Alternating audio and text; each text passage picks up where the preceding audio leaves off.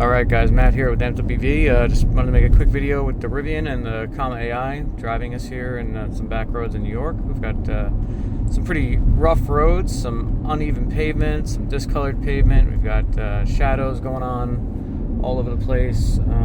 Lots of curves. We're doing about 40. I don't know if you guys can see this here. Let's see, make sure I don't crash the car over. Yep, so lots of uneven pavement, lots of curves. We'll see how it does. So far it's been pretty good.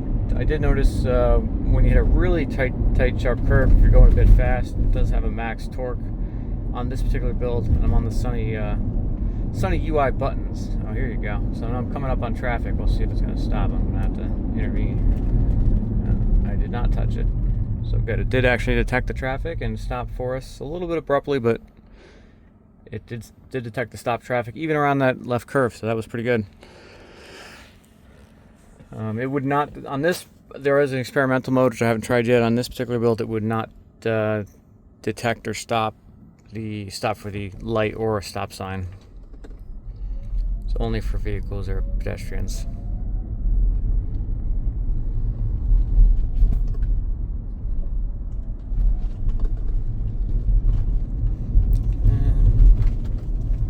Yeah, that was good. We had no problem picking up the other lane on the opposite side of the intersection, which actually a couple years ago that used to be an issue on the comma system. For those of you who are new to using the commas,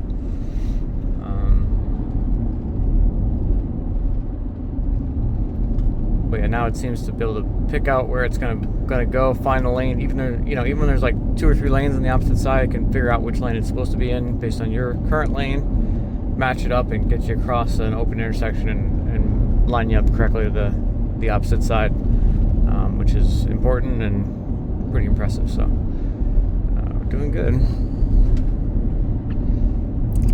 Yeah, this Rivian, the Rivian does really well with the comma. It's definitely a big improvement with the comma. I'm going to bump the speed up here a little bit. Definitely a big improvement with the comma, helping with the driver assistance, as opposed to not having it.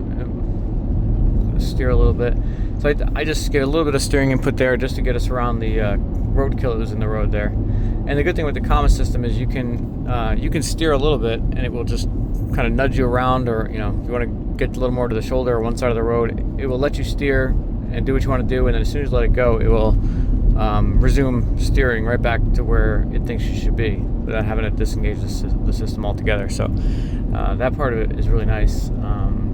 For that kind of situation, like avoiding a roadkill. On Tesla, I'd have to disengage the FSD, go around it, and then re-engage.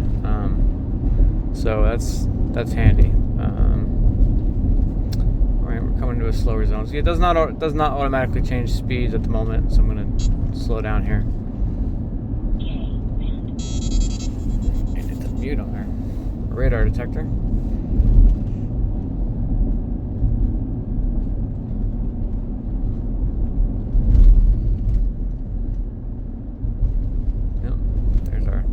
Radar sign, that's what was setting it off. In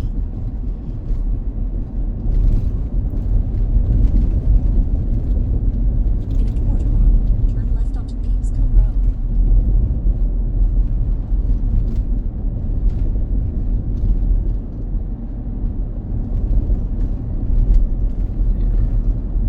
So no real problem. I use FSD almost every day as well, so I'm gonna brake here and turn. But yeah, definitely not up to the level of FSD, but I don't think it's trying to be. As far as compared to like regular autopilot, I think that's probably more of an apt comparison. It is better than like the Hyundai Kia driver assistance. I noticed that. It's more reliable. You can put it on the highway and it's not going to like randomly disengage, or you can run it and it's going to be on. It's going to be taking care of the car 99.9% of the time without you having to intervene. Turn left onto Bear Mountain. And really, that's what you need. So I'm going to get us up to the next major road we're going to be on, and I'll re-engage the comma here. But pretty impressive. I mean, this comma's $1,000. It's got a few cameras on the back, one with an infrared sensor on the front to watch the driver for driver monitoring. So, the price that it is pretty fair. The technology that they put in it, I think, is unbelievable for the price. And I'm just impressed with the whole system, the whole company. I wish there was a way to invest in it, honestly. But I will say that as Comma as a company, I've been following them for a long time. I had a Comma since 2019, something like that. So a while now, this has existed. This is not new. And I thought, this is amazing. They're gonna be everywhere. They're gonna be in every car, and they're just, what their worst. The thing they do the worst is making it easy for normal people. And I'm a tech guy. I can figure this out. I work in IT, so I'll figure out how to build my GitHub and all this stuff and plug, do my own harness. When I had the Comma 2, when I originally got it, you had to pin your own harnesses out, and then eventually the next iteration they would give you the harness or sell you the harness already pre-made, which is like, I mean, that's great, but I was like, dude, you can't expect normal users to do their own harnesses. Like, it's just not going to happen. You're never going to get widespread adoption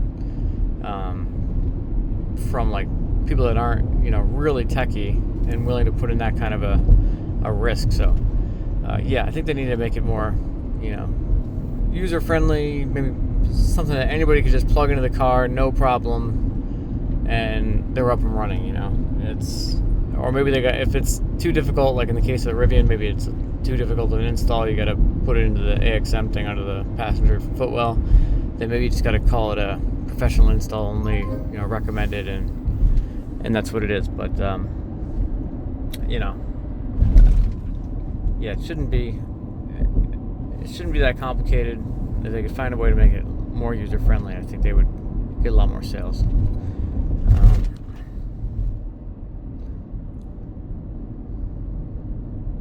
But it has gotten better over the years. Like I said, originally when I got a Comma, they were having you pin out your own harnesses and stuff. And there was a giraffe and a panda, and nobody knew.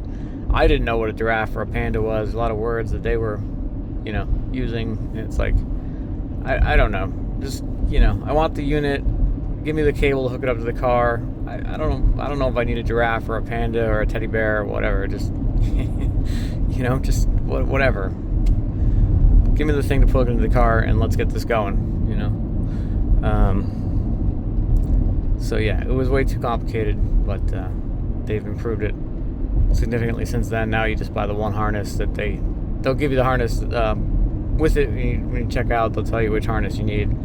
They'll sell it to you for a couple $100 or whatever, and it's already done for the vehicle that you selected. So pretty good, pretty easy. At least from that perspective, but there's other aspects. You definitely need to be more of a techie type of person. But we're doing good here again.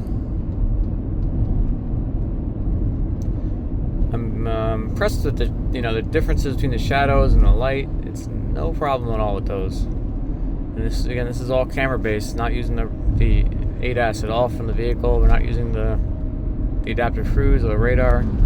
So 100% camera based on the Comma. That's all we're using for the adaptive cruise portion of this. Up here you can see a little yellow indicator, the triangle. That's, if you can see that, that's indicating that it detects the vehicle in front of us. It'll change colors when if they're accelerating away from us, it'll turn green. If they're steady, it'll be yellow. If they're decelerating, it'll be orange. And if they're stopped, it'll be red.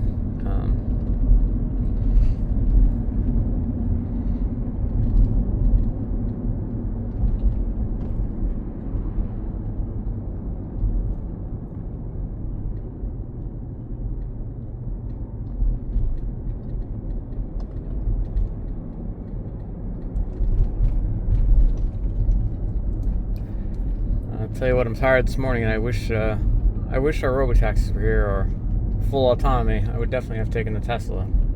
I needed the Rivian I'm going to do some work at my brother's house, and I needed the space,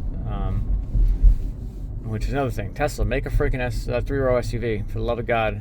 I don't want a Cybertruck. It's ugly. I want a normal 3-row SUV. Just take a Chevy Tahoe, give it rear steering and like 900 horsepower, and a 350-mile range and full self-driving, and I'll buy one. But yeah, I don't know what Tesla's doing. Of course, they're not. I don't mean to toot my own horn, but I called that they're not going to sell Cybertrucks the minute they came out because they're ugly, and only like a certain niche amount of people are going to want to buy a vehicle that looks that way. And it's actually a pretty nice vehicle. It drives well, and there's a lot to like about it. But it's very polarizing. Even before the whole controversy with Tesla and Elon and all that, it's just a polarizing looking vehicle. Some people love it, some people hate it. Personally, I'm not a big fan of the looks, as you might be able to tell. But I think there's probably more people that just don't like the look of it, and it's not a normal traditional style of vehicle, even a normal traditional style of EV vehicle. So I think it's I just felt like going around that vehicle there. But yeah, it's I think it's a tough sell for most people to drive that around, and it's just hard. So and how big is the market for the new Model Y? How big is the market for $70,000-$80,000 electric pickup trucks? Not very big, And so their TAM, their total addressable market, is very small, and Elon thinks they're going to sell 250,000 of these Cybertrucks every year. That's what he's saying, but I don't know where he's getting those numbers from, because I don't think all the electric trucks together, I don't think, sell that kind of volume. So not in that, because they're all in that price range. The Rivian, the GMC Sierra, and the only one that even gets anywhere near affordable is the Ford Lightning, and that's only in the like work truck trims. The other problem too is why would you buy a new Cybertruck when you could buy I guess it's it's got full self-driving. It's the only thing I can think of that really differentiates it tremendously from the other trucks, and that's cool. But besides that, you could get a Ford Lightning, a used Ford Lightning with like a decent trim, like a Lariat trim, is like $40,000. So much less money. It's not even close for we're not talking really used, like a 2023 with a little bit of mileage on it, and you're getting them down there. Even the Rivians are starting to get down into the low 50s for R1Ts. So yeah, some of these other trucks, you're competing against used trucks, and they're not not 10 years old, not even 5 years old. Some of these are like 2-year, 1-year-old, 18-month-old used trucks, and they're low mileage, but just the way that EVs depreciate, and it's how it goes. So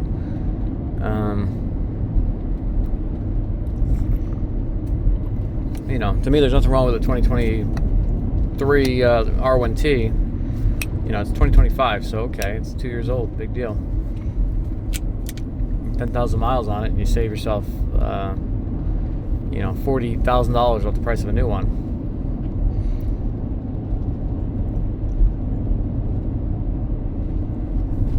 Yeah, we're gonna have to speed these videos up, because it's not even a challenge for this comma. Now we do have a garbage truck ahead again, and it will not go, unlike FSD, it's not going to go around the garbage truck. I have noticed if there's a vehicle partially in the lane and it does have enough room to go around, it will do that. It won't go around over the double yellow, I don't believe. So if I want to go over the double yellow and scoot by them, I'm going to have to take over.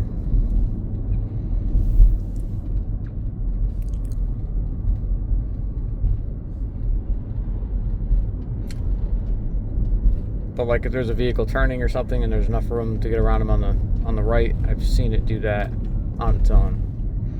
So that's pretty cool. All right, now we're slowing. I'm gonna ease my way around him here. Ooh, got a car coming. All right.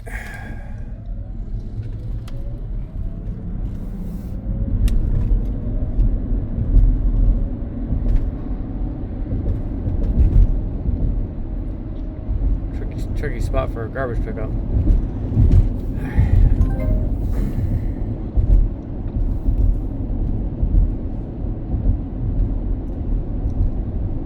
If any of you guys are from this area, this is Garrison, New York, right over the Bear Mountain Bridge. Really nice area. really pretty scenery. It's right near West Point, the big military academy. So if any of you guys ever go out there, if you're into military history, there's a military museum you can go to. They have events there, parades. 4th of July parade is a big draw. But yeah, just a really cool area. A lot of hiking, a lot of scenery. There's the Hudson River right here. It goes all the way down to New York City. So if you're ever visiting the area, if you're ever in New York City or anything, take a drive up, take a trip up. Come check out the Hudson Valley. It's pretty nice.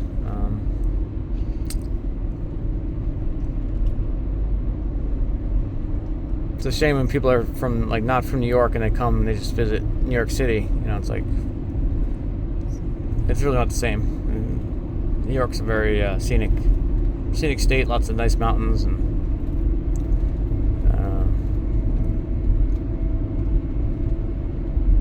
you won't see much of that if you stay in Manhattan or whatever.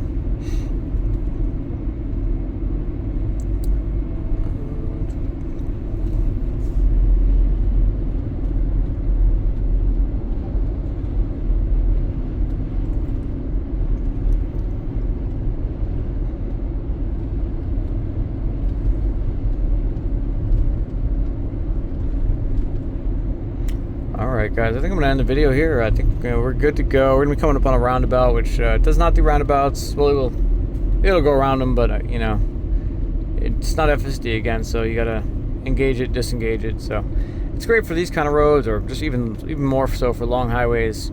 Throw the comma on, let it do its thing, and it will keep you in the lane, centered, stopping and going, not having to worry about anything. Big stress reliever on long trips, for sure. Alright, well, if you guys have any questions, any comments, leave them below. Make sure you like and subscribe to the channel, and I appreciate all your support. Have a great day.